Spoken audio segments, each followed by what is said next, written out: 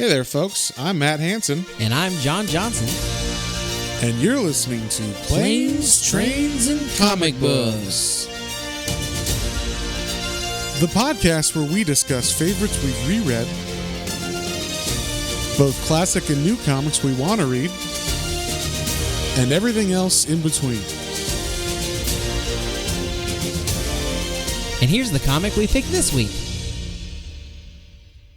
Hey there, everybody. Welcome back to another episode of Planes, Trains, and Comic Books. Today, we are reading Appleseed as part of our Manga March Madness, as John coined it. And this was a request by one of our Patreon members. So, Kalia, this one's for you, and hope you enjoy it. We read Ghost in the Shell a couple months ago. And that's actually by the same creator as this, so Shiro Masamune. And I gotta say, I love his artwork. His artwork's great. He draws the hell out of mechs and cool tech stuff. So, oh yeah, all his cyberpunk stuff is very cool. Yeah, but I will say, thankfully, this is a bit more easy to wrap your head around. At least this volume is than Ghost in the Shell was. But Ghost in the Shell was a lot longer. They got a lot more in depth about the theories and philosophy of it and everything. So maybe this will get crazier as it gets more in depth. But I'm sure it will, because that's one thing we talk about every time there's a manga. It's like you feel like you have a base story, and then they have to throw in an extra it's a love story between aliens and humans, and also the aliens are secretly robots from the future and are zombies. Yeah, we find that out later, so it's like, oh, okay. Yeah, they're demons. They're demon zombies, right? Yeah.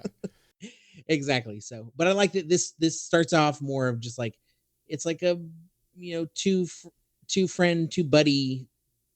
It's a buddy cop. It's a buddy cop. Buddy cop thing. Yeah. So, and yeah. I like it. I like the premise of this. It was a lot more. It eased you in. No, I mean, I guess Ghost in the Shell did the same thing where they kind of eased you into the world, and it took 9 volumes or 9 chapters. There you go, to get into the hard sci-fi tech stuff.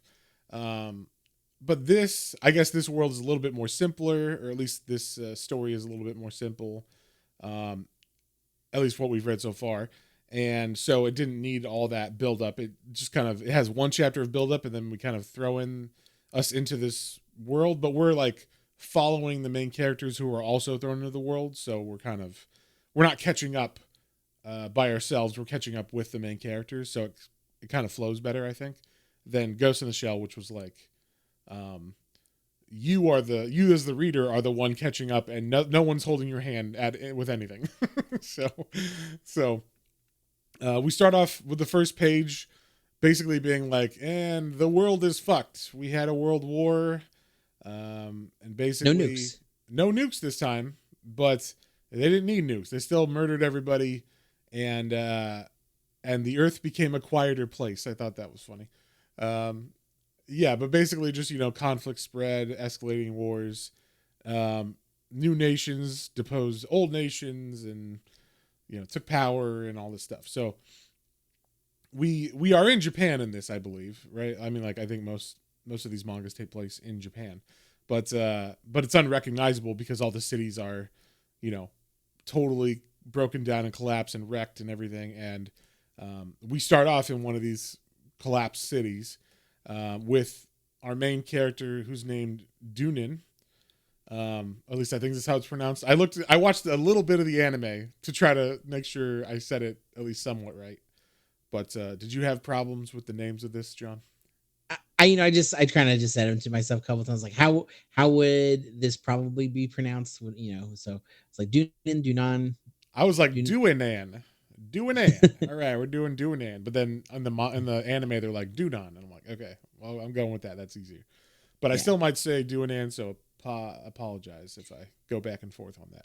You could, we could do D. No, it's fine. It's fine. She's easy enough now. It's one of the two. And then her and her hetero life mate, I don't know, her cyborg life mate. Cyborg life mate. Yeah, Briareos is his name. He's a cyborg who I don't know how much human, or if he does have any human in him, or if he's just straight cyborg. I couldn't tell. Did you ever pick up on that? No, I actually looked really carefully to see if like there was something where they said like, do you remember on that previous mission where you had something blown off and you became, what you are today or something? And I, at least in this first volume, we did not get that at all. So as of right now, he's just like the cyborg partner she had. Yeah, he's just a robot. So they live in this, broken down, destroyed world, but they're making it. I guess it's good that he's a robot because Briareos can go out, or Briareos can go out and like hunt for food and stuff, or not hunt, but like search for food and supplies, and he's not going to get poisoned by, like, they said like some of the food that he got had like poison from sarin, but like it's old. I'm sure the sarin's worn off by now. Like, so stuff like that. I guess there was some kind of bio war, where they're using biochemical weapons on the populations. So no nukes, Nice. but just biochemical weapons. It's fine. That's fine. So they seem to be fine. They're living in their little house. Everything's going good. We don't really know anything about them as far as like how they got here or why they're here, living by themselves in this city. But as they're like chilling, they pick up on, or we see, I don't know if they pick up on it, but someone starts making noise outside, and we see this like mech suit running, and it looks like it's running straight for their house, but it also looks kind of injured potentially. Like it's fallen against the wall and stuff as it's going up to their house. And Duenan is like very aware of her surroundings. So she hears this noise, and then she immediately pulls out a gun on, and then like Briareos goes around. I want to say Briareos like Buenos Aires or something, but Briareos goes around and like flanks this mech suit person, and they both have guns on them. Then the mechs, they shoot it, and like the mech suit opens up, and it turns out there's a woman inside, and also there's like the mech suit, or the person has a picture of them from like a satellite image. So she's been sent here for some reason to find Duenan and Briareos. So they don't know why, no idea. But as they try to ask some questions, all of a sudden there's some explosions going on outside, elsewhere, and they hear that, and it turns out that this person who's named Atomi, that was in this mech suit, she, while trying to find them, was spotted by terrorists, they call them, that are like humans that have mech suits of their own, and also tanks and shit. So they have some pretty hardcore artillery in tank form that they're driving around trying to find Hitomi, and Duenan handcuffs Hitomi in their room and says like, "You stay here, Briareos, come with me, and we'll like take these fuckers out." So they get suited up, they go out to the streets, and we kind of see how they work, where like obviously Duenan can't really fly or anything. She's like a regular human. So Briareos, who's got his android body or whatever, I don't, like, robot body, we'll say, he's got more like skill and agility. He can like jump off buildings and do crazy acrobatics and stuff. So It looks like he's got like some kind of like jet stabilizers or something. yeah, and he looks like he's got big bunny ears. But is that what you're talking about? Those like, Oh no, because it looked like when he went to like jump off a building and land, like maybe he had some air or oh some kind yeah, of, like light pneumatic things that, pneumatic like landing gear kind of things that's in his feet. Yeah. Gotcha. Yeah, So he doesn't like shatter his legs. or her. Or her, yeah. So they go into like formation fighting, or like their little back and forth fighting these terrorists that are out looking for Hitomi. And so we don't really know why these guys want anybody, but basically there's a big fight. Hitomi actually breaks out and is able to like help a little bit in this fight, but we don't know who these guys are other than they're trying to attack Hitomi, and our guys, Duenan and Briareos, are like just trying to protect Hitomi just because. They're like, we don't know why you're trying to kill her. She doesn't seem super dangerous necessarily. She didn't have a weapon or anything when she came to their door, other than the mech suit, which I guess maybe has weapons on it. But they basically take out all these guys, and I liked the way that they do it. Like, Duenan gets in a Jeep and just starts fucking like leading people away from where they were. Like, they say, oh, well, they start chasing her, being like, oh, we'll get her, and then she like has a shotgun and she just starts blowing them away as she's driving, which I was like, man, that car's got really stable steering, because she would just like turn around and shoot as the car is driving the other way and they're behind her. So, but she is nailing all of them and killing them. And yeah, basically they just own these bad guys, or these terrorists, as they call them later on. And then Duenan and Briareos get taken by Hitomi, and we don't know who really Hitomi works for yet or anything, but she's just like, oh, I'm going to take you out of this city and back to the city of Olympus. And so they get on a helicopter and they fly over there. And this just moves, right? This doesn't explain anything. And that was like, it's kind of a comic thing, right? Like, there are definitely comics in America, like American comics, that have like this quick paced storytelling as well, where they don't really go into detail of like the conversation of convincing them to go, or like why they should go, or like, who Hitomi is or anything. It's just, you go for it. Like we just cut to the page and they're already there, Yeah. The only thing we get is that I guess there is some kind of like unified central management bureau. They also call Aegis. Yeah. Aegis. Yeah. So, and I guess they're also like centered in Olympus City. Yeah. And so, I liked this as Hitomi's like explaining Olympus, and basically it's like a utopia. Like, everybody here is taken care of. It's all perfect. There's nothing wrong. Also, I thought the design of a lot of the buildings were very Blade Runner. Like, I could totally, like, there's that pyramid in Blade Runner at the beginning when they're going through the city, and I was like, oh yeah, that kind of looks like these giant, like half moon buildings that they have. And those are like giant apartment buildings, like almost like mega cities, like those like mega apartments in mega cities in Judge Dredd. Yeah, Mega City 1. Thousands of people that live in one building. And so, yeah, it's kind of like that, where all these people live here, the government provides for them, and everybody's happy. Except the one line I loved was, let me see if I can find it. Basically, Hitomi saying like, oh yeah, like the world works like this now. Like, basically, the governments function under Olympus, but they're free. They're free to do what they want, except their economy and their their output is controlled by Olympus. But other than that, they're free. I'm like, so they're not free. Like if a country can't control like what they make and what they export, that's kind of what a country. That's the GDP of the country. It's a different form of freedom, is what they're trying to say. Yeah, it's a fascist form. It's a free fascist society. I don't know what is hard to understand about that.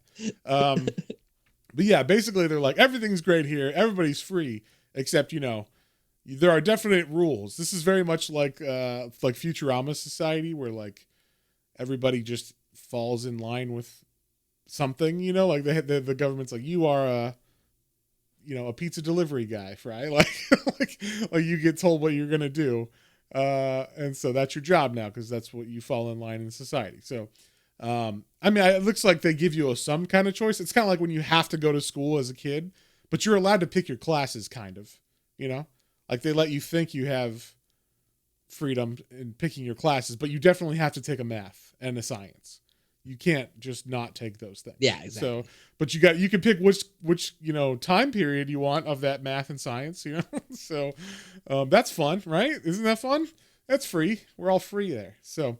I just thought it was funny the way that they're like, yeah, this society is basically free and everything's perfect, except it's not. And so so yeah, then we kind of get introduced as our main characters are being like introduced to the city. We do we cut to like I don't know if she's like the president or it's a high up person in government. Her name's Athena, which is very apropos for Olympus being the name of this city. And or actually, is Olympus the name of the city or is it the name of the government or like the country? It's a city. It's Olympus City. Okay. I was like, because they do refer to Olympus as kind of like the government body as well, or at least I thought they did. Maybe they're saying like in Olympus, there's like we are the ruling government body, like these old guys that run it. You know, so I always assumed they were Olympus. Also, you know, it'd be like we live in America, but the government's called America too. Like kind of outside of the U.S., they say America did this, but they're talking about the government of America, not Americans or something, you know? I didn't catch up on that. The only thing because like Athena talks about reporting to the bureau chief. They talk about the bureau chief several times, which is the Central Management Bureau, the AEGIS. So nothing says freedom like the Central Management Bureau. It's very like 1984 or whatever. But yeah, we meet her, and it's obviously by the way that they draw her that she's not a good person. Like she has the constant like angry face, or at least it kind of looks like that. Yeah, she's constant angry and almost like she has a shadow kind of like come over her face at the end of every panel. Yes, yeah, very much so. But we see that once Duenan and Briareos land, they had to go to like quarantine because they're from like the Badlands on the outside. So they went through quarantine, and this was like one of my favorite parts. Duenan is like she doesn't fuck around, and she's a 2A girl, all right? She is a fan of guns and gun items. So like or weapons in general, I should say. So like she's like sitting outside of the steps of quarantine where they stripped her of everything that they don't allow in this free society. And part of that is like guns and weapons and shit. So she's sitting out on this step, and then she pulls out her gun and is like wiping it off, and Briareos is like, what the hell? She's like, oh yeah, I snuck this in. Don't worry about it. Like they didn't really check too good or whatever. And then like she pulls out a knife and she's like, oh yeah, I hid this in the bushes before we went in. So now I got this too. And she's like, I just can't like feel comfortable without a gun on my hip. I'm like, I like this girl. I like the way that she thinks. But as they're sitting there, Hitomi comes up on her motorcycle and she's like, oh, you guys can stay with me. But also we should say that when Athena was like introduced, the government chick, she's like, she was talking about Hitomi, and she was saying like, oh, and she's applied for to have these two outsiders at her place. What do they call them? Briareos and Duenan. They had like some kind of name for like outsiders or whatever. I don't remember what it was. But she was like, Athena was like, yeah, so she's trying to apply to have them stay at her place, and I guess we'll let them do it. But I'm not. Well, we don't like it. They said she had applied for landmates for them, and that's the first time we hear that. And but the landmates, that's just another name for the mechs. That's what it was. Okay, yeah, landmates. But she also like lets them stay at her apartment or whatever. I see. At the beginning of this, I got confused because I didn't know that landmates was the mech suits or whatever. And so I thought, oh, landmates like flatmates or whatever, you know, like oh, they live in the same house or whatever. So that's why I got confused. Okay, you're right, because later on they say landmates, and I knew that they were talking about the mech suits because they had already explained that. But I guess when I first read this, I did not pick up on that and didn't remember that. So, but basically, she's like, Hitomi's like, oh yeah, I'll get you, you know, settled up at my house, and like, oh, let's stop at this. This like mech motor mechanic shop or whatever. And so Hitomi goes to talk to this guy named Yoshi, and she introduces Duenan to him, and immediately, like, I don't know if Yoshi is like a salesperson because he is doing mechanics work, but basically he's like, oh, do you want to see the new brochure for all the new mechs? And Duenan's like, hell yeah, I do. And then she like sees the whole catalog, And like immediately it's like, you know, me with like a tool brochure or something. I'm like, in my head, I'm like, I want that and that and that. But this is where they kind of explain to the reader what mech suits are and what kind they are and all this. So, and how they work.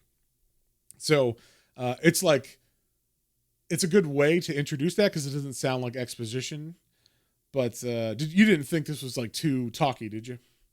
No, not at all. Like he you know, he talked about he's building one of his own, obviously, and then he's like, oh, but you know, these are like, here we'll show you like the floor models, and then yeah, he's like, this is the top of the line or whatever, most anthropomorphic or whatever. Yes. Now I'm gonna ask you this, John. What is the name? How do you pronounce the name of the new SWAT mech, which is the most anthropomorphic one? How do you pronounce that? Googies? Googies. That's not. I'm gonna go with Googies. It could be, I don't know. It's either Googies or Googes. That's officially what either name is. Now, please correct us in the comments or, you know, in Patreon or whatever if you guys are aware of how to pronounce the name of these mechs, these specific mechs. But God, I could not figure out how to pronounce it. I was like, Guges. Googes. Or could be Guggies. Yeah, Guggies. Well, there's an E there, right? So you think it would be Goo. Gez. Yeah. Googes. Googies. Googes. I don't know. Tell us what it is, please. Because basically after that, I was just like, mech suit. I don't want to have to fight this in my head every time I look at this word. So, but they specifically are like, yeah, that's the like top of the line anthropomorphic one. It's like the most robust and like crazy. And like, as he's talking about it, you definitely see Duenan like going over in her head like, how could I possibly afford this fucking thing? And that was the other thing. Like, they don't have any money. They just got here and they don't have jobs. So how the fuck was she going to buy this thing? But yeah, she just keeps that information in that catalog in the background, just in the back of her mind. But yeah, so then we cut to them at Hitomi's house, and seems like they're working out fine. I don't know. There wasn't anything weird about Hitomi at first, right? Like, she just seems pretty normal. Other than there was a weird scene where she gets super drunk with a bunch of friends, and Duenan goes to take a shower, and Hitomi just comes in the middle of her shower, and they're both naked in the shower, and Dunan's like, what the fuck? I'm taking a shower. And Hitomi is like falling all over her and passes out on the ground. So like, I didn't know why that happened. Did you know why? Other than she was drunk? No. I mean, like, yeah, that was the only thing you was gonna say. You said there was nothing weird. It was like, hey, what about the shower scene? Yeah, shower scene was weird, but not like, I mean, it was only weird because she was naked. If she had come in clothed and just fallen on top of Duenan naked or whatever, like, okay, like, yeah, sure, whatever. She's super drunk. But then, like, it seemed like maybe Hitomi was trying to make it pass or something, but maybe not. I don't know. Yeah, it was hard to tell because she starts off like, hey, you know, I basically starting to say like, I'll scrub your back, you scrub mine, and then she kind of falls on her. But then they do, like you said, they show the. I will say, I think like back scrubbing is a thing that they do for each other in Japan. Maybe, I don't know. That might be a cultural thing, not like, because over here, if you say that, that means we're gonna fuck. Like, but I don't know if that means the same thing over there. So. That might be a cultural thing. Like, oh, I'll wash your back. It's like, okay, that's normal.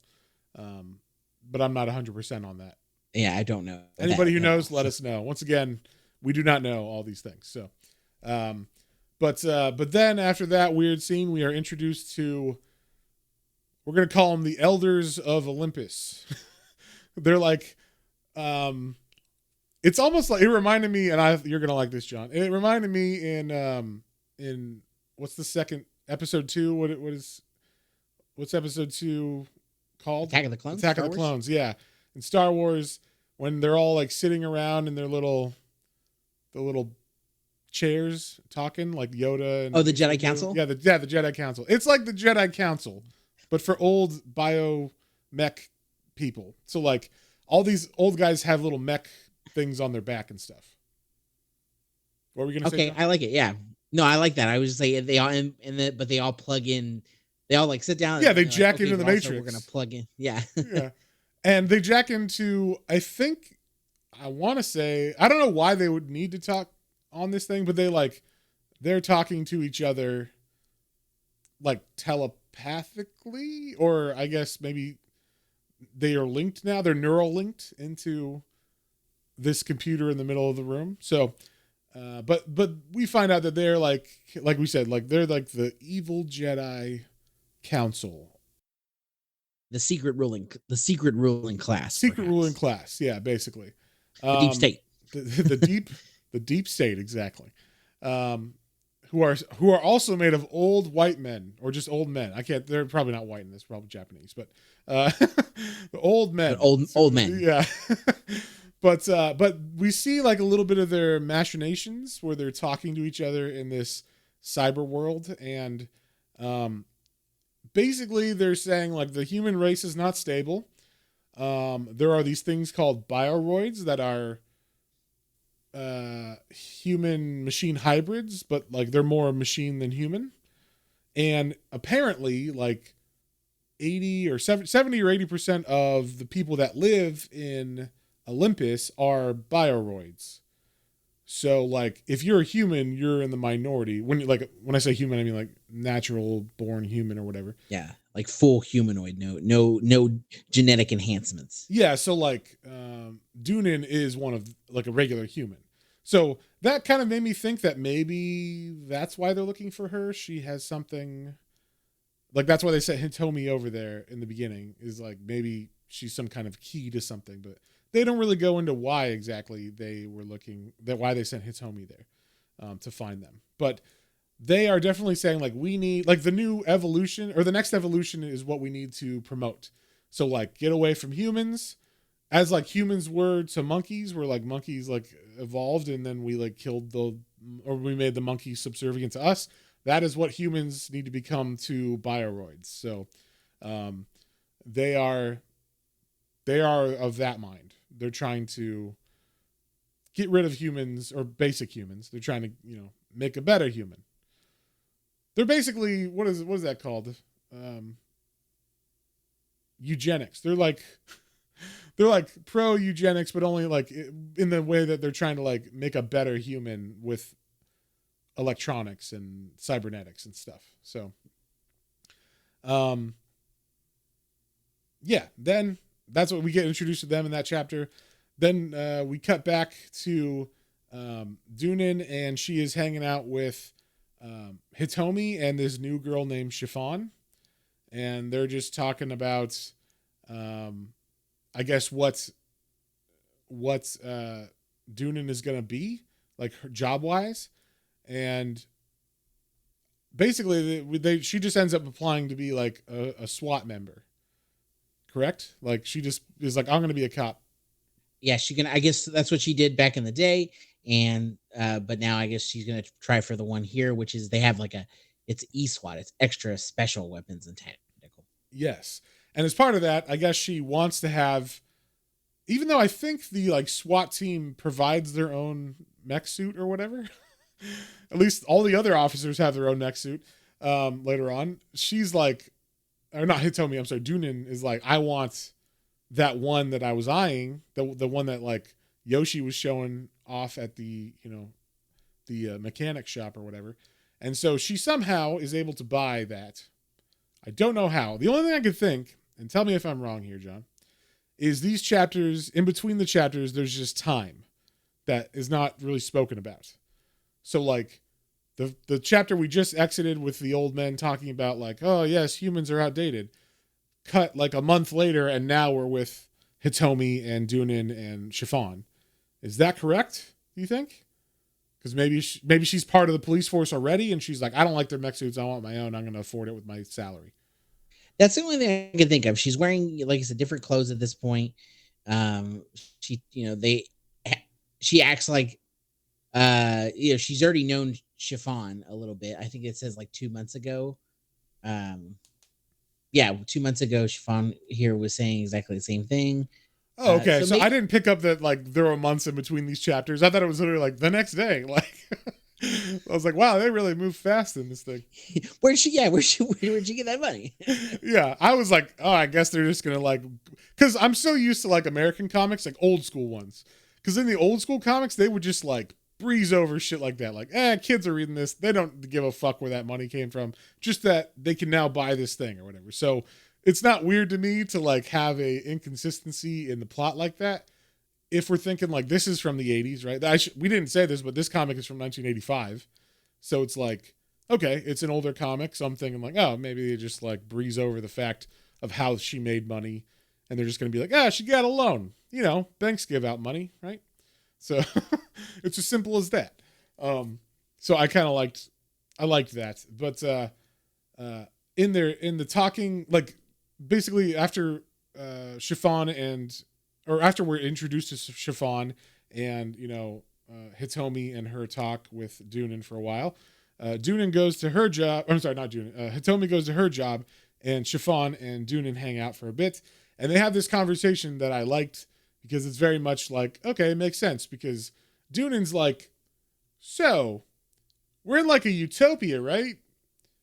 So like, why is there a police force? And why do they need like heavy weaponry and shit? And this was the first sense I got that this book is heavily borrowed from the movie Demolition, or this book is borrowed for the movie Demolition Man. So I don't know if it actually is or not, but there's very much, to me, a very common thread here where there's like this weird elite ruling class in this utopia. And then there's like, they're like, everything's perfect. But then they have, actually they don't have guns and shit, but it'd be like if they had a secret police or something that had guns and weapons and mech suits for some reason. We don't know why, but then it's because there's like this underground rebel fighters fighting for freedom for real that they are fighting secretly.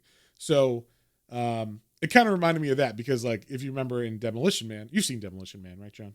Yeah, it's been a while, But yeah, well, you got Dennis Leary's people that live underground and they'll do really bad stuff. Like go up top and graffiti shit or, you know, say the word fuck or whatever, like which is considered bad in that society. But like, yeah, that's like a watered down version of this. At least I was putting those connections together in my head. I thought it was funny. I'm like, so it's like Demolition Man. That's basically what we're talking. Both like mech suits and more violent and way cooler. So, and no Wesley Snipes. I guess that's the only thing they're missing is some like crazy super bad guy. Maybe that happens later on. Maybe like the humans get insane or like have some crazy leader that they follow. I'd be down for that. I kind of want to, I definitely want to read that later on if that's the case. But yeah, so Duenan is talking to Chiffon about, it's weird how they have this police force that's so well militarized and like supplied with military arms and stuff, but the place is so peaceful and it's a utopia. And so she thinks that's weird, of course. But they just, I don't know, they just give up on that. And then we have like, we cut to a nice day, you know, or the rest of the day, I guess, where Duenan is hanging out with Briareos, just walking around, I guess on their, I don't know if they're like hanging out before they go to their job, but they're hanging out and then they end up at the police station to clock in for their day or whatever. I don't know what shift they are, but it seemed like it was like in the middle of the day and now maybe they're like third shift or something. So they're going at night. We don't know. But yeah, so now they work for the police. That's kind of just assumed here. And then we cut to like later that night as Briareos is at the house waiting for Duenan to come home. And he's like, where the hell did she go? And then she appears out of nowhere. I assume, I don't know if this is what you got, but it seemed like either there's some kind of camouflage on this mech suit that she bought, or it's like very stealthy, even though it's very bulky. I think there's camouflage because she mentioned the wanting to have camouflage before too. Yeah, and I was like, oh, okay, so like this is kind of like the bare bones version of like the Ghost in the Shell camouflage, right? Like the fiber optic camouflage that they had in Ghost in the Shell. But yeah, like she just appears out of nowhere and he's like, what the fuck? And then surprises him and she's like, look at the mech I bought. And he's like, how the hell did you afford that? And she's like, I got it on credit. Don't worry. It's fine. And so, yeah, this chapter was basically like her just trying to get, or showing how she got like this badass mech suit. And yeah, so, otherwise, there's nothing really that happens too much in this other than Hitomi. Is this the one where is this the chapter where we find out Hitomi is? They find out that she works for the government or something. Like she's not betrayed them, but she hasn't been honest with them. So they leave her house and they sleep somewhere else. Is that right? That yeah, I think so. Yeah, I'm pretty sure that's what happens because they get a call on the phone and like Briareos answers it, and then it was like, oh, that was weird. Like something was revealed there, and then either that or just Briareos and Duenan get in a fight, and then they leave, or at least Duenan leaves and goes to like stay at Chiffon's house. I think that's honestly because Briareos is like feeling a lot more skeptical about the situation and the city than Duenan is, because yeah, Dunan's going with the flow. Yeah, and he's like, I don't think you should have got that. I feel like that thing's more of a weapon than like a deterrent or a protectant. And I think like something bad is going to happen. He's for mech control, and she is against mech control. Yeah, and he's also talking about like, even though they're like in the city, he said there's something about like a crisis area that he feels like they're in, like with like that's old terminology. He's like, hey, like I don't feel like this is right. Like this is like, do you remember back in the day? Like this is a CA.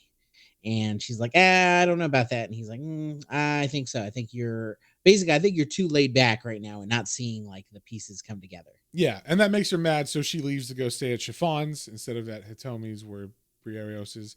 And while she's at Chiffon's sleeping, she wakes up, and I think because she hears something, and then she looks around and Chiffon is not there. And then she goes outside and she sees Chiffon working on a bunch of mechs with other guys. We don't know who they are, but they look pretty militarized. They all have guns in their mechs and everything. So they go on the move, and basically as they're about to leave, we see Briareos is coming up the stairs, I guess maybe to apologize to Duenan, and I guess they get surprised by him, and he's also in the police, so they're like, oh fuck, we found out, and so they just shoot him, and they hit him pretty good. They get him right in the neck or something. They hit an artery, they say, so because he's bleeding all over, and I'm like, wait, an artery? Is he a robot or not? God damn it.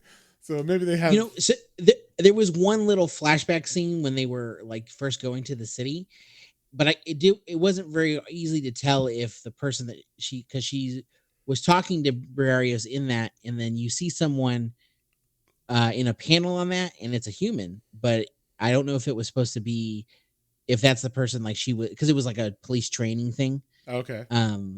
And I don't know if they were saying that was supposed to be Briareos, and now he is just like a cyborg, more machine than man, and maybe we'll learn that something happened to him that created this, or right, yeah, if that just was someone else that was there and she happened to be talking to Briareos and got distracted, and that's why she failed the whatever thing that she was going through, because then she woke up, and then we don't get a resolution, and we never get back to that in the entire rest of time. Not in this one, not in volume 1 at least.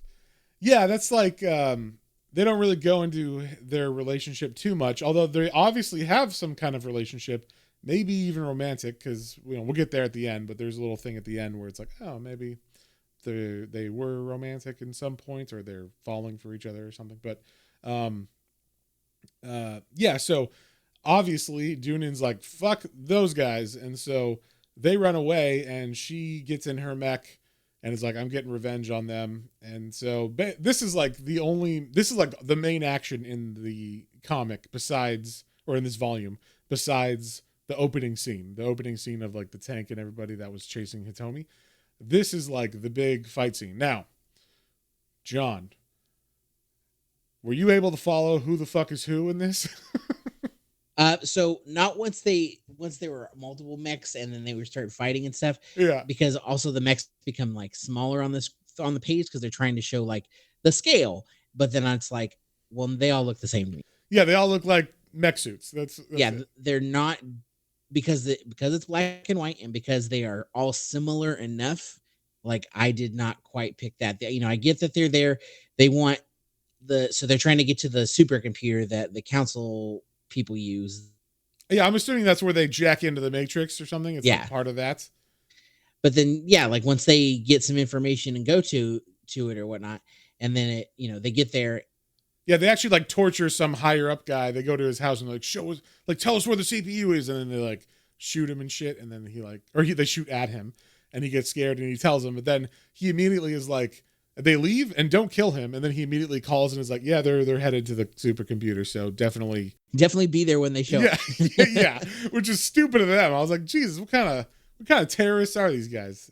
Dumb ones. That's who, or that's what they are. But yeah, so they get to the supercomputer and they're like, huh, wow, that was easy to get into this room. No one's guarding it. And then as they're like about to shoot it and blow it up, the police open up. Now, some of the mechs from the police say police on them, but while they're like moving around, that word is like either blurred or is not drawn on their mech suit. So yeah, it is. Let's say it says police on them, but it's not like it would be written across the back like a football player, or it's like basically the size of like a larger name badge on the thing, on the front of it. And then but so then once they start fighting and running and there's explosions and stuff.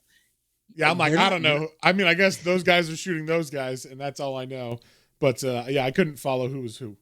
The only time you know is when it's a close up and it's like there's like the air police too. Yes, like, yeah. Okay. We're like, okay, so the copters are definitely police. They're not mech suits. They're just police copters. Okay, we got that.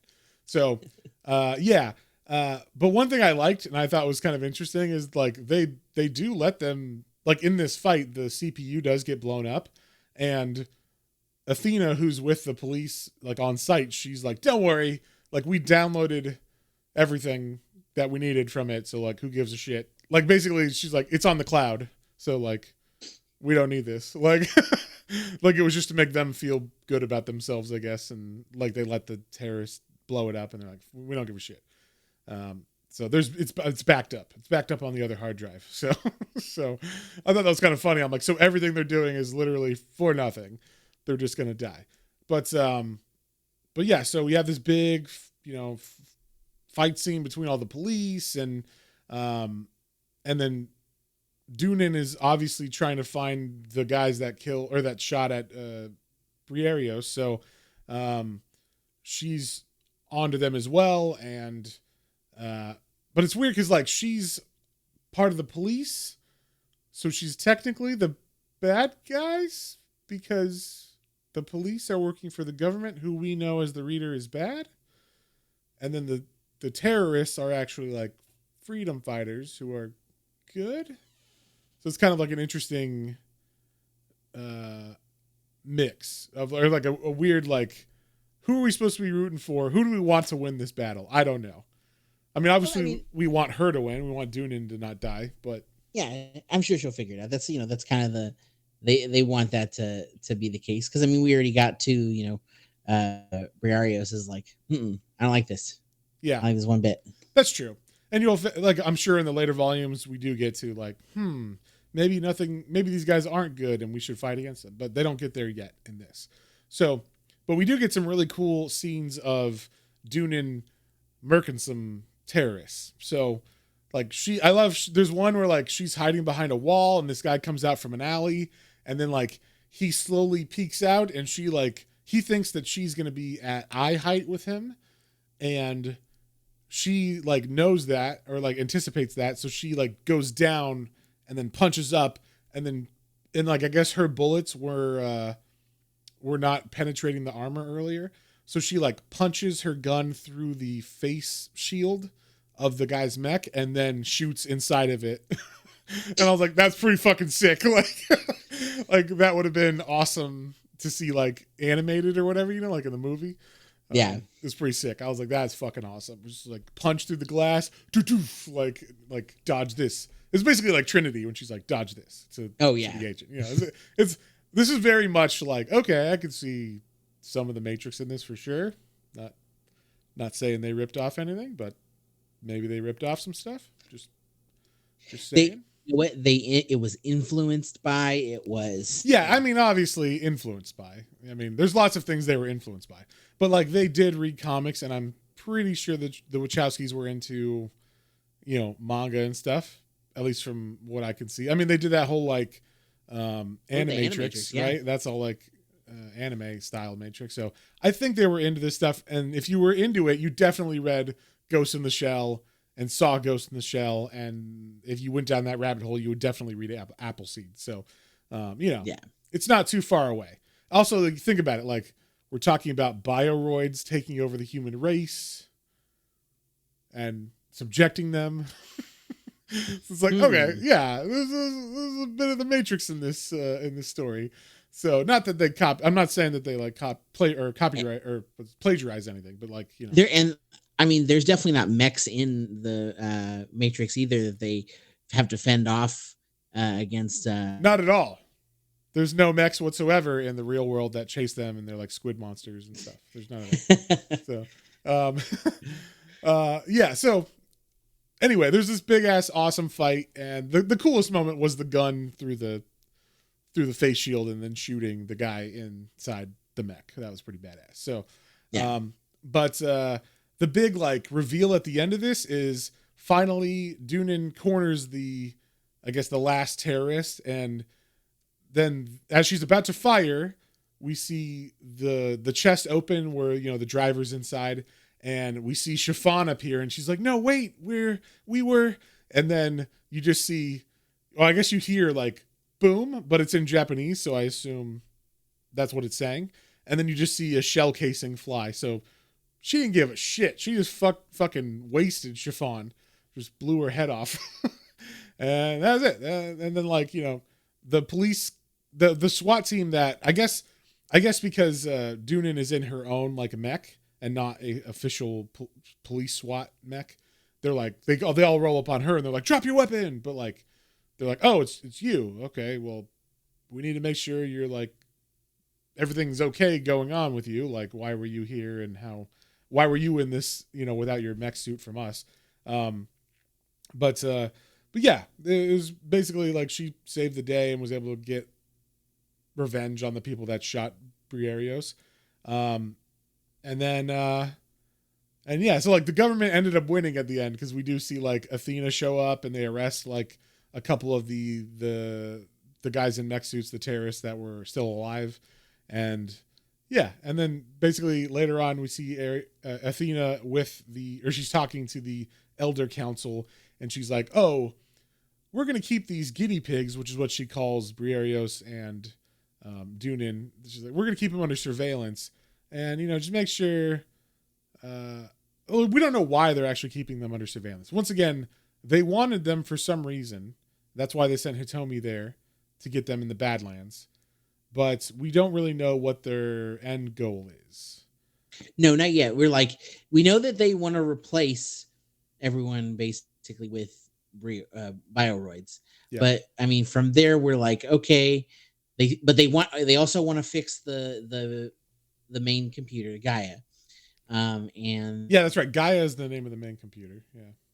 And they're like, okay, you know, well, now we need to like keep an eye on them. We have to keep we really need Hitomi's people to like keep an eye on them. And so yeah, I don't know. Right, because they still live with Hitomi. I assume while they're like, after they get out, like, because Briareos is in the hospital right now, but I'm sure like Duenan still lives with Hitomi, because I think, you know, like they found out that Hitomi was like part bioroid, actually. That's like what she was keeping from them. There's something, you know, as like a secret. And so, but like it didn't seem like she gave a fuck. Like Duenan was like, oh, whatever, you know, I don't care what she is. So it's fine. But in the very end of the book, we see Duenan is in the hospital visiting Briareos, who is alive. He's just got all these tubes hooked up to him. And then this is why I was saying, like, we get a little bit like maybe they had a bit of a relationship before, or maybe they're developing some kind of romantic relationship, because she bends down and she kisses him on the bed. But then it was funny because as she like walks away, I don't know why, it looks like she gets mad after she kisses him, but then he's like, she wants him to, or I guess she leaves lipstick on his face, like where his lips would be is her lips, and it's all red. And so she gets mad that he wants her to like wipe it off or whatever, I guess is like the last joke. It's like the last joke. Wash it on yourself. Yeah, but there's definitely like, I mean, it could just be like a platonic like kiss, but it could also be a romantic thing later on. I don't know. She obviously does care about him. Yeah. But, well, that's the thing. Like I said, we don't know what the extent of their partnership was yet. We don't know if it was just police work, if it was more than police work. And we don't know what happened to him, if he is just he has always been a cyborg, or did something happen that made him a cyborg like this. So right. So it does end there. It ends like with, the government seemingly being still ahead of things, and they're the ones doing these background machinations and plotting, the takeover of the human race by these bioroids. And as of yet, Briareos is a little, he's suspicious, but he's not. They haven't figured anything out yet. And Duenan is, she's a little bit more oblivious, but she's starting to think maybe there is something there. So that's where we leave it. So John, what would you give it, and what did you think? I like this one a lot. Like you said, this one I felt like I was much more easily jumping into the story and understanding it a little more than Ghost in the Shell. Then Ghost in the Shell. Yeah, exactly. Although we haven't read, like, it would almost be like if we read to like compare the two, you'd have to read all 5 volumes of this Promethean saga or whatever. So maybe it does get all complex later on, but this first volume was not as complex as the whole volume of Ghost in the Shell that we read. So that's true. This was easier to digest, at least on the outlook of it. Like all the appendices, there wasn't too many to them that, if there was something that they made up or something they were referencing. Maybe again, that was also because like we had a little bit more of a world building in this, to where like we were walking with the character and learning with the character. Yeah. Instead of, like you said, already like the character already kind of knows everything that's going on, and so we're just kind of thrown into the middle of it. Right. They're just saying the slang words, and we're like, wait, what? Instead of like being explained the slang words. So I like this a little more. I will say I thought that this was kind of funny because I didn't even have this recollection until after we finished reading. I was like, wait a minute, why was it called Appleseed? Yeah. I mean, I get like there's probably a connotation with, okay, there was a nuclear war, so maybe like, the rebirth of man, like exactly, as a like tree grows from an apple. Maybe, and I might be, I might have got some stuff spoiled because I was trying to watch the anime to see how names were pronounced, so it didn't sound stupid. And I did see like one of the movies had like, it was talking about like, genetically, all these bioroids are like genetically modified beings. And I think they even say that in this, like bioroids they have more than one, they're like clones that have more than one mother or something. Yeah. Like they have multiple DNA. Yeah. They have multiple DNAs on top of the cybernetics and stuff that are with them. And so, and maybe some of them even aren't even cybernetically enhanced or anything, but it made it sound like they were. And so like, maybe it's like, a new birth of man, as in, if you think about it, like the Garden of Eden, the tree of knowledge, that was supposedly an apple and there was a seed, you could extrapolate maybe why it's called Appleseed based on that. Sure. That's kind of where, we kind of landed towards, but I thought that was interesting because a lot of the times that's usually something that you get, in the first part of your reading or in the first part of the movie is like, oh, that's, they said the name of the movie. They said the name of the book or whatever. They said it. Yeah. No, I didn't expect, just from the book itself, it's very like technologically advanced, like and based. So I was like, oh, Appleseed might, I don't know why it's called that. Maybe there's a mech called an Appleseed later or something. I didn't know. So I was like, The ultimate top of the line. Yeah, exactly. Maybe that's easier pronounced than Googies. Googies. Googes. All right. Googes. So anyway, what would you give it, John? Yeah, so I liked it a lot. The art is, like you said, fantastic. Top notch. Yeah. And the only time I really had any issues when the first part started when it was just the main character, like you could tell hers, because hers does have that similar hers look, looks and different. And usually it was her chasing after her Googes looks very different than everybody else's. Yeah. But then when it was like the police fighting with the terrorists or the freedom fighters, it was like, well, wait a minute. Where am I? Who's shooting who now? Yeah. At that point, I was just like, oh, people are shooting people and they'll tell me who wins this battle, Yeah. There was a little bit of Michael Bay explosions in the middle there. Yeah. But overall, I really enjoyed it. I'm going to give it an 8. It was solid. Ooh, nice. Yeah. Yeah. I was very intrigued to continue reading this. So yes. I think an 8 is a very solid, especially for a first volume of manga. Now, as you know, John, as we both know, first volumes of manga are very hard, at least for me, to get, to snag me, to make me want to read the next volume. That's been like a constant problem with even my favorite manga of all time, Berserk. The first couple volumes, I was like, I don't see why anybody gives a shit about this. And then like after the fifth volume, I was like, I fucking love this thing. So it took 5 volumes for that one. And the only reason I did that was because my brother, who I trust very much in choosing good, media, was like, you have to read this. It's fucking awesome. So I continued to push through even when I would have stopped. And then we read Attack on Titan, and same thing. I was like, there's some cool stuff in this, but I don't quite understand why everybody's talking about this like it's the best thing ever. And I think that, they just don't do a good job of grabbing me in that first volume. Yeah, it's interesting. Like comics in 22 to like 32 pages have to, especially on an initial one, right? Or something new. They're really gotta throw something in there to make you snag and want to keep reading. But for, I would say, about half of the manga we've read, I kind of feel similar. Like there hasn't been too many. I was like, there wasn't enough there for me to keep going, or it was too, it was like, So I thought this was very, very well read for me and easy to get into comparatively. And I definitely would want to continue this one as opposed to Ghost in the Shell. Yeah, and the nice thing is there's definitely a limited amount of volumes of this. So you're not looking at 41 plus volumes like Berserk or something that is still ongoing, or, other ones that are like, 40, 50, or like One Piece is like over 100 volumes or something. Yeah. Like this is, I think, 5 or 6. And then there's like another series that is after it that's like 2 or 3. So I don't think it's too big if you were going to continue reading it. Yeah, the only other ones that hit me really good for the manga we've read so far are all the Junji Ito stuff, and that's because those are meant to be like self-contained, single, self-contained things. And then I really did enjoy Alita.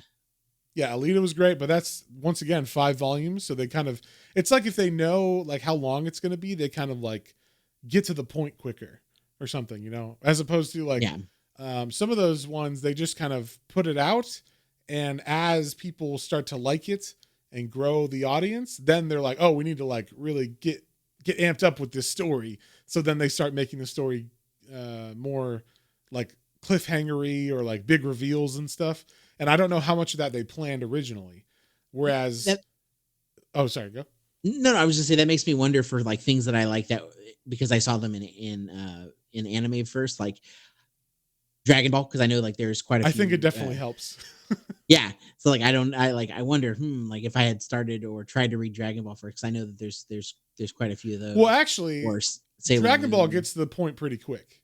Like Dragon Ball is a like fun manga, so it's like it starts off and it's like, here's the premise, let's find Dragon Balls, that's fun. Oh look, a tournament. Oh look, a bad guy. Oh look, another tournament. Like it's pretty snappy with its plot, with what it is. Okay.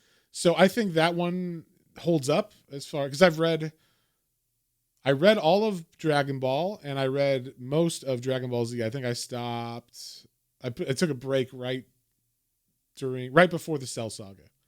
Okay. So I read mostly all the way through like the beginning of Cell and all that stuff. So I was like, oh, this is like exactly what I remember from the anime show minus all the filler.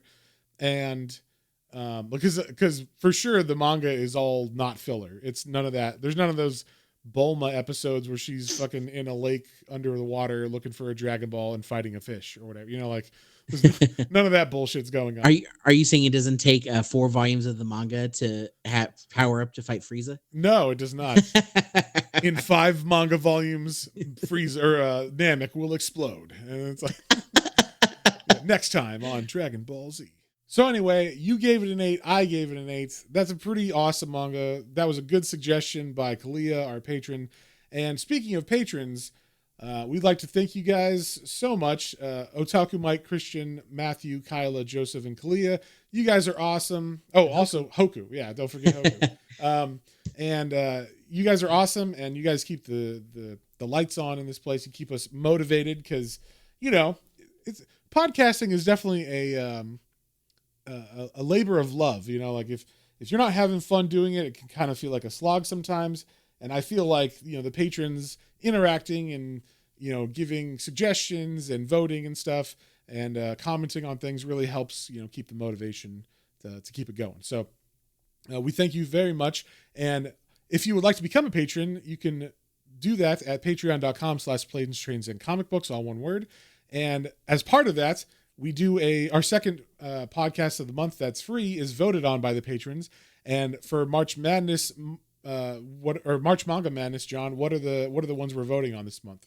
For March Manga Madness, we're doing 4 that we have not done on the podcast yet. We've got One Piece, Death Note, Demon Slayer, and Claymore. Yeah. So I have read Claymore up to like volume 10, I think. Oh, dang. And then there's like 26 volumes of that. I'm a fan. I like it. But so I kind of wanted to see what you thought of it if that does win. But the other ones I have not read any of. I just have heard of them. Obviously, One Piece is super popular right now. It's got like a Netflix show and everything that's either being made or already came out. I'm not sure. And then Demon Slayer, of course, hugely popular. There was like a movie that just came out in theaters for it. And Death Note, that's something from my high school days that all my fucking manga anime friends would not shut up about. So so I figured we'd throw that on there for the old school 2000s crowd. So. I feel like that was one of the first ones I ever saw in like a Hot Topic. Oh yeah, that you got Vampire Hunter D, all those stuff. So. Yeah, there you go. Vampire Hunter D and Death Note was like, oh, what is that? Hell yeah, that's so. that whatever that main. I don't know the names of him, but that main creepy character. Oh yeah, I have no idea either. Well, maybe we'll find out if the patrons vote on it. So if you guys would like to vote on that, you can become a patron at patreon.com/planes, trains, and comic books, all one word. And then we also have our exclusive that I would like to throw out there. We're doing, much like we did last year, where we had like a 3-part thing for the Watchmen. We're doing a very big 3-part series for Berserk that's going to start this month and continue into April and May. So I'm very excited about this because we're going to read the entire Golden Age arc, including the Black Swordsman beginning stuff. So we're going to start from volume 1 and go to volume 13, I think is what the Golden Age ends at. So oh my goodness. we're doing a chunk of 5 for the first volume or the first podcast for this month for the exclusive. We're going to do the first 5 volumes. Then we're going to April is the next 5 volumes. And then May is the last 3 volumes, which deserve their own, like long thing because it gets intense in the end. So all I can say is Matt has not shut up about this Berserk. I'm kidding. I just know he's been so excited about Berserk and he's been wanting me to read it for so long. And especially now that he's like, he tiptoed me into some anime or some manga. And like, cause I had read a little bit in high school, but I never like sat down and really read some. So like getting into it more now and like being like, oh yeah, this is another great graphic novel. Like, I don't know why I wasn't reading more of this. Matter of fact, some of them actually read really fast and are, even though it's like 200 some pages. I was like, oh, I just read that in like a half an hour. Awesome. Quick, yeah. Yeah. So I am looking forward to it. I know this one is crazy popular. I always see there's like some new deluxe hardbound edition that comes out because it's, there's 14 of them. Yeah. So I need to get 7 more. I have 1 through 7. They're $50 each of those, so it's quite a they're expensive. But my goal is to build a special bookshelf just for them to hold. Patrons for just $2 a month. You can help this you sound like a televangelist. Comic book collector. Yeah, this poor comic book collector be able to complete his entire Berserk collection. Yeah. Yes. But yeah, so we're doing that. I'm very excited. Berserk has become my favorite fantasy property. Down, like, full stop. Like Lord of the Rings, I love it. Not Berserk. Game of Thrones, I love it. Not Berserk. I am a fan. Conan, I love it. Not Berserk. Over Swamp Thing? Well, that's not a fantasy property. It's not. Okay, I guess it's. I'm talking about like fantasy properties, like that's just straight comic book superhero stuff. So any kind of like knights or yeah, I'm talking about fantasy. Our definitions of that are God damn it. Look, magic, and you can't have a lightsaber with magic, all right? there's no it's like, what was it? What was that line from Party Down? You can't have dragons and something I can't remember what it was. When he was talking about the difference between hard sci-fi and hard fantasy. Anyway, Martin Starr's character, yes. Anyway, so Berserk is I think it's my favorite. It has taken the place of Lord of the Rings as my favorite fantasy property. And that's probably just because it was still coming out for 30 years. Lord of the Rings was just Lord of the Rings as released, like 90 years ago or whatever it was. So like, it's kind of like, it is what it is, but the evolution over the 30 years of being put out, because I think Berserk started in 88. So like, and has continued until he died. It's still continuing, but the creator died like last year or the year before that. So, he did one a month, I believe, or around that for 30 plus years or whatever. So, or almost 30 years. So, yeah, it's a big epic series and I fucking love it. So, and the Golden Age arc is, I think everybody knows and says, but it is the best arc ever. And then the series just continues that. Like it gets to the best arc ever and then it holds that for the rest of the series. So, I'm, as you can tell, very excited and in love with the series. So I can't wait to talk about it with you and our patrons, of course, on the exclusive. So once again, if you would like to hear our thoughts on Berserk, of which I'm very excited about to give you, go to patreon.com/planestrains of and sign up there. And with that, we will see you guys on the next one. On the next one. Bye.